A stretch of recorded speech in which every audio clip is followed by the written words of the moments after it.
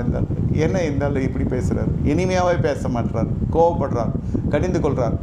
பல்ல காட்டுற பாஸ்டருக்கு வந்து ஆரம்பத்தில் மகிமையாக தெரியும், ரொம்ப அழகாக சிரித்து சந்தோஷமாக நல்லா சிரித்து பேசுகிறாரு, ஸ்மூத்தாக பேசுகிறாரு, சாஃப்டாக பேசுகிறாரு.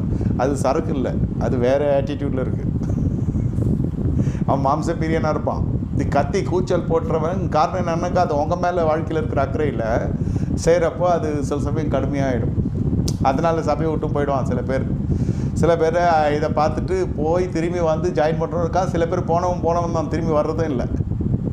பாவம் முத்தி பாவத்திலே அவன் பிஹெச்டி வாங்கிடுவான். பாவத்தில் சொல்கிறேன், முதல்ல கொஞ்சம், அப்புறம் யூஜி, அப்புறம் பிஜி, அப்புறம் எம்ஃபில், அப்புறம் ரிசர்ச் பண்ணி அதில் பெரிய ஆள் ஆகிடும்.